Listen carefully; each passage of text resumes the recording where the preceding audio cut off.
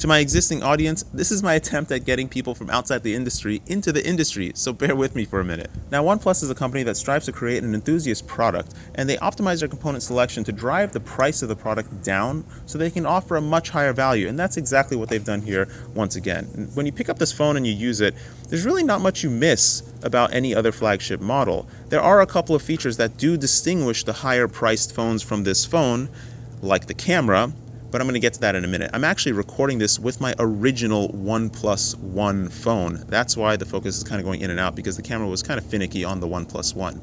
The other feature that really distinguishes other flagship models is wireless charging. So if you use wireless charging a lot, it probably isn't the phone for you, but I really don't know anybody that uses wireless charging a whole lot. So I'm totally fine with them not putting wireless charging.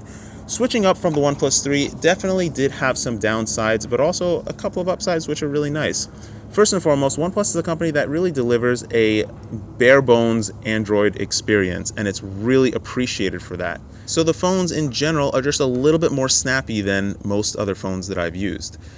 That being said, the new phone is really not all that different than the OnePlus 3. The OnePlus 3 is definitely a little bit slower. The new one is definitely snappier, but it's not really night and day difference. These phones are really just performing similarly these days.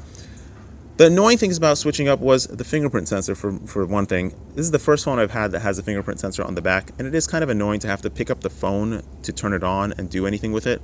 I would really like the fingerprint sensor to be on the front. It would have been nice if they kind of smudged it down in the bottom here, but people are seeming to like the fingerprint sensor on the back these days. Also, in 2017, we're getting a lot of phones that have no more bezel around the sides, which is really beautiful. But one of the main reasons why I don't have a Samsung phone is because I can't hold the darn thing. The screen wraps all the way around the phone. I would really like to have some girth or something to the side to actually hold the darn thing.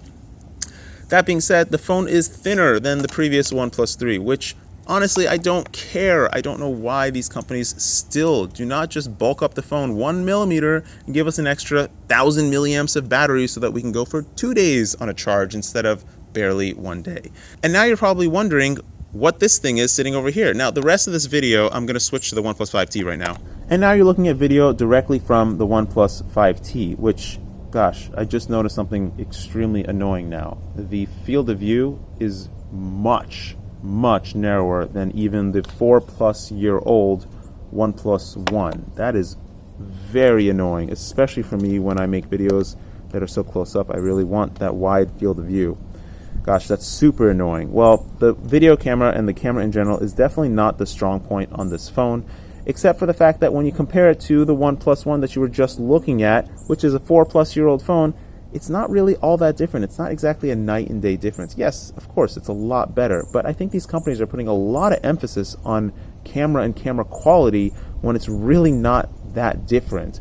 Now, if you're looking for camera quality, the Google Pixel 2 is definitely the best camera on any cell phone in the history of cell phones. It is phenomenal. It is definitely better than the iPhone, and it has one particular feature which I am most interested in, which is really where the value lies.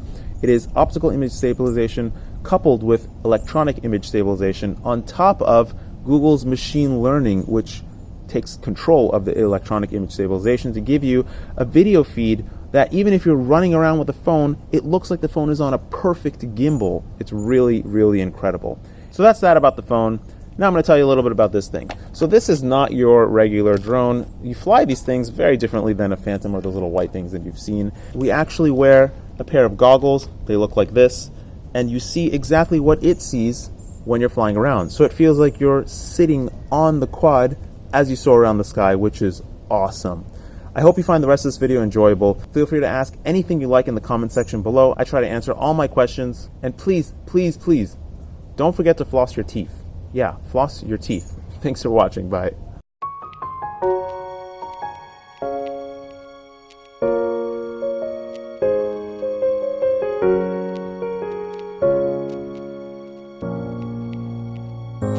Tell me why we're here, right back in your bedroom, kissing all your tattoos, deja vu. Cheating on the loved ones, I can smell your perfume, sweet taboo. Missed calls, but I won't call back. I know I may have lost track, but I don't wanna go to rehab, no. 'Cause you're the drug and I fall back.